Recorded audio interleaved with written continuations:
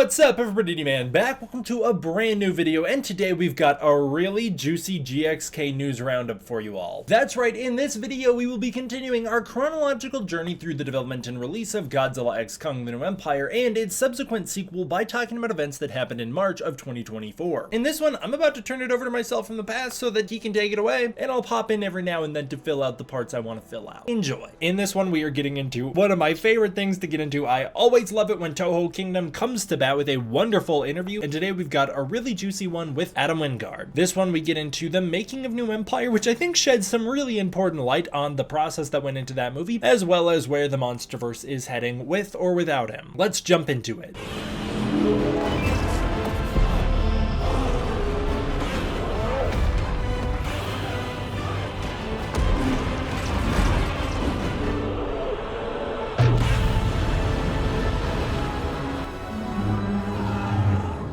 Starting out, as always, I want to go over some art. Because I broke this up into two videos, I now need to do the art section again. This first piece comes to us from Gormoru Island. I really like it. It is a throwback to Godzilla vs. Mothra with the MonsterVerse versions of the characters photoshopped together. I think it's great, man. I would love to see something like this, and I think it's interesting. You know, would the 2019 Mothra vibe with where Godzilla has wound up? I mean, maybe she would, but I don't think the 2019 Godzilla or the 2014 Godzilla, who, by the way, I think the two of them would get along, I don't think that they would get along with the current Godzilla. He's just too full of rage. So how would Mothra feel about it? I think it's an interesting concept. I also love that they've beefed up Mothra to her original Showa size. I remember blowing people's minds not that long ago when I brought up the fact that the original Mothra from 1961 absolutely dwarfs Godzilla 1964, or just any of the Showa Godzillas. That original Mothra could have eaten Showa Godzilla for breakfast, and they had to debuff her, scale her down, in order to make a fight with Godzilla fair. Something you don't hear them do often. Normally you have to beef up an opponent to have them fight Godzilla. In this case, they did the opposite. But I would be very curious to see what would happen if you scaled up the new Mothra to the size of the original Mothra. I think she would kick Godzilla's ass, man. If the Mutos could make him bleed, I can't imagine what that would do to him. This next one comes to us from Kaiju Crew, and this is awesome. This is an energized Godzilla art piece. I love the blue glowing throughout Godzilla's body. I love the way it's trailing out of his mouth. One of my favorite things that artists do is have the atomic glow trail out of Godzilla's eyes and mouth like that. It's so cool. Great job. This last piece comes to us from a friend of the channel, Tom.art, and this is his Godzilla in the Cave art, aka the glorious Godzilla art as he called it. I love it. I always love Tom's style. Godzilla's looking fantastic and powerful here. I miss the grand visuals like this that made the kaiju feel like gods and not just monsters or characters or anything else, but gods, and this really captures that feel. I think it's awesome. All right, I'm gonna turn it over to myself again so you can take it away from here. Now, let's get into this wonderful Toho Kingdom interview with my buddy Chris Mujahangir in the driver's seat. Chris always does an absolutely wonderful job interviewing Godzilla filmmakers, and I really liked this interview. Highly recommend you go read it for yourself, as it gives a lot of insights into the making of New Empire and beyond. And also, Chris just goes for the jugular and asks questions that us fans want to know that other news outlets either don't think to ask or are too afraid to ask, so I love that as well. Getting into it, it's revealed that when finishing Godzilla vs. Kong, Wingard pitched some broad concepts to Mary Perrin and Alex Garcia, two producers at Legendary, about where the MonsterVerse could go. Turns out that strictly due to the pandemic, they weren't sure the MonsterVerse would continue, and so they wanted to wait to see how things were going with the release of Godzilla vs. Kong, but they reassured Wingard that in a non-pandemic world, normally they would immediately start development on his idea before the film even released because they liked it that much. Following Godzilla vs. Kong's release at the box office, Wingard pitched a detailed version of his GXK idea. He had 5 main action set pieces that the whole movie centered around, and he says that's generally the movie we wound up getting. They told Wingard that it's now or never. Unfortunately, they were not willing to wait for him not even 1 year so he could work on some of the many other projects he's involved with, and so he had to put all of them on hold for Godzilla Kong: The New Empire, making that his #1 priority. His dedication to Godzilla is really inspiring, and I feel for him that he couldn't even wait 1 year to make another movie before they forced him back into the driver's seat. Simon Barrett and Terry Russo were brought on to help Wingard with the script, and they all got to work immediately. Wingard reveals that Russo sort of took took the lead here in terms of helping them turn their ideas into an actual story. He says he has a specific corkboard that Ruscio uses where he fills out the backstory of the movie and then breaks down the 3 acts of the film. They have these note cards, and basically once the corkboard is filled with note cards, that means the entire film has been fleshed out. So you can literally see in the writing process how much of the movie is left to go. He says it took about 1 or 2 months to crack the story, which that's not a lot of time, especially when you hear that things like Shin Godzilla were in development since 2011 to 2016. All that time spent on just the one movie, 5 years crafting that version of the story. And then when you hear that Godzilla Minus One was an idea that Yamazaki had before 2016, and before Shin Godzilla even started development, Toho had come to Yamazaki to make that movie, and it took him until 2023 to release it. And now in the modern day, when we're hearing Yamazaki is taking his time to develop his next Toho Godzilla movie, and Toho is allowing him the patience to do so, it makes me really feel for the MonsterVerse filmmakers that they are only allowed 1 to 2 months to do the entire story for a full feature film. You'll hear that most writers take years to make a story, sometimes taking like half a decade or a decade to come up with a script that they really love. You see that with a lot of big name filmmakers, and it makes me feel real bad that in the current Hollywood landscape, they just don't allow the quality over quantity approach to fully bloom. It's now or never, and that kind of sucks. I feel for them that they only had 1 to 2 months to create the story they did, and they did a good job with what they were given. They then pitched to Legendary giving them some notes that they took to heart, and then they were off, with Ruscio writing the first draft of the script, and Simon and Wingard stepping in and taking it from there on subsequent drafts. This is where I found it very interesting, because despite early reports, this is the first MonsterVerse film that Max Borenstein did not write the screenplay to. The only other MonsterVerse project that Max Borenstein wasn't involved with was the Skull Island anime.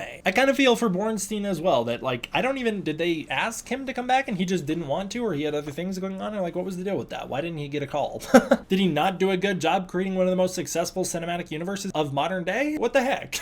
Next, Wingard reveals that despite 50 minutes of Godzilla Kong New Empire being made for IMAX, he has no say over where that version of the film winds up or if it gets a home release, unlike what Disney does with their IMAX versions. Wingard says that his preference is the IMAX version, but he also states that he stands by the Dolby version as well, as it has a strong sound design and also the color grade that he likes. I think it's kind of weird that in Hollywood we gatekeep certain things like the color grade of the movie being saved for Dolby, whereas the aspect ratio is saved for IMAX, and they're never combined. So it's like there are always going to be different versions of the movie that you could see that play differently and that you can feel differently about. I don't know. It makes me feel a little strange. It's like there's no real definitive version of this movie in existence. It's kind of weird. Wingard says though he does like the normal aspect ratio being for the at-home release, despite the fact that the IMAX version is the perfect version of the movie. Next up, they talk about Jared Krzyzewski, one of the concept artists for New Empire, who kind of became a breakout hit on social media. Wingard reveals that because Krzyzewski was the one who designed Mechagodzilla over at Legacy Studios for Godzilla vs. Kong, he specifically requested for him to work on New Empire as well. He was the lead creature designer. Wingard says one of his favorite parts of the filmmaking process is the concept art phase, as that's when you can really explore your ideas. And we actually have heard that echoed with filmmakers like Jordan Vogt Roberts on Kong Skull Island as well, revealing that that was one of the most satisfying parts of the entire process. Wingard praises Krzyzewski's work ethic, speed, quality, and fandom, celebrating that he did Shimo, Evolved Godzilla, and Suko. Wingard says he loved Godzilla Kong New Empire because it felt like his project, whereas with Godzilla vs. Kong, he felt like a guest director, stepping into the 4th entry of a movie series, which was already on a predetermined course with a predetermined story that he was just guest spotting to direct. For New Empire, it was truly a continuation of his ideas and his feel for where this universe could go, and so GXK, in his opinion, really feels like the second part to a trilogy, as he'd love to cap off his ideas in a final film. Unfortunately, as we know, they're not going to wait for him, the same way they didn't wait for Gareth Edwards. Wingard, unfortunately, it seems like had some contractual obligations that he had to attend to, and so they're moving forward without him, but I'm curious to see how many of his ideas are followed up on. As a quick side here, I don't think it's the biggest deal that Wingard's not returning, as much as I would be interested to see what he would do with the 3rd entry. He didn't set anything up. There's no setup in GXK. So we're not losing anything by not following up on his ideas. We're bringing in a fresh talent with fresh ideas that might be the exact thing the MonsterVerse needs. And as exciting as it would be to see an actual trilogy formed in the MonsterVerse, and as much as I hope they really dedicate themselves to continuity, story, and character in ways that they have failed to do before, there is no setup, there is no map, and we're not losing anything by doing something new here. Wingard says that he loves that in GXK he could do the movie from the monsters' POV and let them tell their own stories. Again, just like in the last video, he emphasizes how he wanted this film to harken back to what it was like to watch Godzilla films as a kid, and to see the monsters interact in ways that kids can read into and experience on deep levels. He says he wanted all audiences to be able to watch this movie and understand the monsters and their emotions and their thoughts without having to think too hard about it, just like how we were all inherently able to do when we saw Godzilla films when we were kids. And I think capturing that sense of imagination is truly the thing Wingard did best in New Empire. I think it really does excel in that regard. Wingard says that he would love to do another one of these movies, but it really depends on how GXK does and how he feels when it comes time to do it. I feel like the writing is really on the wall in this section of the interview that he kind of knows he's probably not coming back, mainly to do with the fact that I think the time constraints are ridiculously tight on these turnarounds, where it's like he wasn't really given a lot of time to explore other projects or ideas. It was either you do the next movie right now or you gotta wait. The writing kind of feels like it's on the wall here. And to me, whenever he says like, we have to wait to see how GXK does to see if I'm gonna do another one, I do not take that to mean to see if the MonsterVerse is gonna continue. I think he's saying to see if I, Adam Wingard, am gonna come back. I think what he's really saying here is we have to see how the audience responds to GXK to see if the studio will let me do another one, not to see if they will do another one, because Legendary shows no signs of slowing down. They are all in on the MonsterVerse, more so now than ever before. Anyways, he says that there are too many projects he's juggling right now to know what his future looks like, and he says it's really interesting working on movies like GXK because of that. Of course, he's also trying to develop a Thundercats movie and a Face Off movie, and now another movie with Dan Stevens and Rebecca Hall, so there's a lot of things he's got going on. He says that after doing GXK for 2 years, the person you are 2 weeks before the movie finally comes out is dramatically different than the person you are 2 weeks after the movie comes out. And the person you are after the movie comes out might not be a person who wants to return, and that's entirely valid. If critics tore him apart and made him feel horrible, why would he want to come back? And on the other end, maybe he's just had a lot of Godzilla and Kong in his life and he wants to explore other ideas, and that's totally valid of him. He says you need some time to reset after the hype of something like New Empire coming out wears off, and because you've spent such a long time working on stuff like this, there's so much weight on your shoulders the entire time that just doesn't exist with non-franchise pictures, and so it's nice to have that relieved. And it's like only after the movie comes out and you can see how it does financially are you allowed to think clearly for the first time. This is where we get into like the juicy bits about like, are we getting more Toho monsters in the future? This goes with or without him, and it's very interesting. He says that as for his future in the MonsterVerse, should he return, he loves how there are so many Toho characters, there are just so many of them, and so he's sure that there are some of them that are going to be used or reused again. He says that because we all want to see Toho characters revitalized with modern special effects, he's certain that no matter who steps into the director's seat, we will see more of these monsters adapted in the future, but he stresses that there isn't necessarily a plan moving forward, so those monsters are not set in stone. He then mentions that he knows exactly which monsters he would adapt next if he could. If I had to guess, based on the interviews I've heard Wingard talk about, I feel like he'd probably be interested in giving Godzilla a son. I also get the vibe that Wingard might be interested in Space Godzilla based on some of that GVK concept art, and then I could also see Wingard being very into Rodan. I feel like those are three monsters that Wingard would be very into, especially because Kong has a son. You could parallel that storyline with Godzilla as well. It'd also be a good way to give Godzilla some depth as a character. That's my guess, and I think we're going to be talking about that in upcoming videos. I kind of feel like when he talks about how he wanted the next film to kind of reflect Godzilla vs. Destroya, that's a little bit of what he's talking about. Or maybe he wanted Destroya to be in the next one. I don't know, that'd be cool. Hopefully, man, cross my fingers. Destroya would be an epic monster for Godzilla and Kong to team up against. Again, with or without him, I think we will see Toho monsters back. Come on, Rodan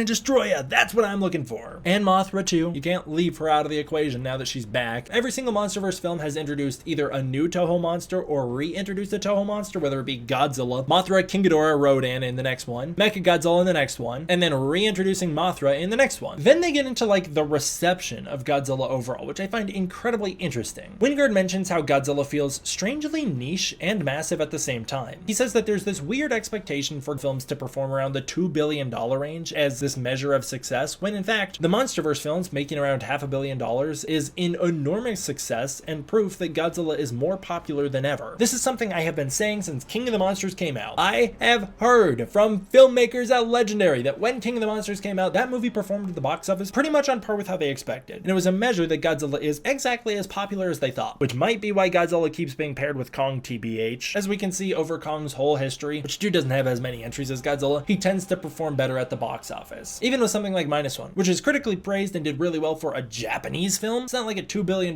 movie, same way that none of the MonsterVerse films are. And I do not think it's fair to judge them on that merit. They're not Marvel movies. They're not as popular as Marvel movies. They should not be performing to the level of Marvel movies. They shouldn't be performing to the level of the Bay Transformers movies. In fact, the Transformers movies can't even perform to the level of the Bay Transformers movies. It's not fair to make that judgment based on the films. As he confirms here, and as I have been telling you for years, there has not been a single flop of the MonsterVerse at the box office. office. So to all of you saying King of the Monsters flopped at the box office and didn't do that well, fuck you. I'm telling you straight up, the movie did all right. It could have done better. Everybody agrees. It was the most crowded year in box office history. There has never been a bigger year in box office history. And the movie did good. It just didn't do as good as you wanted it to do. That does not make it a failure. So to Variety and Deadline and everybody who trashes on that movie still to this day, fuck you guys for comparing it to movies that it was never going to do as well as. Anyways, Wingard seems to have my back here, and I'm happy about that. He says that even though the films have all been huge successes for what they are, they remain on this weird side of culture where it's like they're kind of outcasts, and we Godzilla fans know that better than anybody. He says that with the current wave of things like Monarch Legacy of Monsters, Godzilla -1, and GXK, Godzilla does feel like he's solidifying himself in the pop culture discourse overall now more than ever, even though he still weirdly feels like the underdog, and we definitely felt that for -1. -1 felt like the massive underdog, not just at the box office, but at the Oscars, and so it was this real Cinderella story when it pulled off the win. Wingard says that this is no different for his movies. He says that it's weird because Godzilla vs. Kong felt like this underdog movie that people were like surprised looked decent based on that first trailer, almost like they forgot it even existed. And there was this weird discussion around the movie where people were overwhelmingly negative that first trailer came out, and then they were overwhelmingly positive, as if like in an instant they realized that it could be decent. And then with New Empire, he mentions that things didn't really change that much. Even with Godzilla's popularity being bigger now more than ever, GXK and -1 in many regards still felt like they were these outcasts amongst the blockbuster landscape, and they were fighting an uphill battle. I think GXK was also the victim of Godzilla's success here in a little bit. Like, I think -1 raised expectations to a degree where it actually impacted and hurt GXK on a level that was not fair. I kind of feel like the discourse around GXK was very minimal but very positive up until -1 came out, and then it was kind of overwhelmingly negative for a while there. Then people really came on board and loved it for a minute, and now it feels like it's kind of settling back into a place of negativity. Anybody who's watched my channel knows my thoughts on the movie really haven't changed that much. I thought it was good but not great, and I still feel that way. There's a lot that I love about the movie, and especially after hearing interviews like this, there's a lot now that I'm looking at and I'm feeling a certain type of sympathy for that I wasn't, because like they were given so little time to work on this movie compared to what they should have had. And I feel like in many ways they themselves, the filmmakers of this film, were also fighting an uphill battle, and were also the underdogs against a Hollywood studio system that has been struggling to support itself and its own deadlines, and we can see that with all of the films coming out today. I hope in the future we have a bigger emphasis on quality over quantity, just like you're seeing with Toho's Godzilla films. And I really loved this Toho Kingdom interview, and I'd be willing to bet if we could talk to Wingard, like really get into the nitty gritty, or any Godzilla director, whether it's part of the MonsterVerse or not, every director is fighting against like crazy things that we haven't even heard of. If we think the Beast Glove is silly, I'm sure there are ideas that were pitched that would break the suspension of disbelief of even the most fantastical MonsterVerse fans. So I have a real appreciation for what they pulled off with New Empire. I loved hearing this interview. It gave new insights into that, and I also happy to hear that my box office opinions have been justified, and that it has been reassured the opinion that I have as well, which is that the Toho monsters aren't going anywhere. I have no worries that we're going to get more than just Godzilla as far as Toho characters go in the next film, and I would expect, based on Kong getting a son and some of the comments Wingard has made about where he wants things to go, maybe we're going to get Godzilla to have a kid in the next one. I don't know that, but it's kind of what I'm thinking. But I guess we'll see as I continue the chronological journey through the release and development of New Empire and its subsequent sequel. Anyways, what are your thoughts on all this? Comment down below. I'd love to hear. Thank you guys all for watching. I really appreciated it. And especially thank you to my patrons over on Patreon for their support. If you want to support the Patreon, you can use the link in the description below, where you can get early access to content, access to the Discord community, and more. If that's not your thing, please consider supporting the channel as a channel member to get exclusive perks. Thank you guys all for watching. I hope you enjoyed. I will see you all next time for the next one. D-Man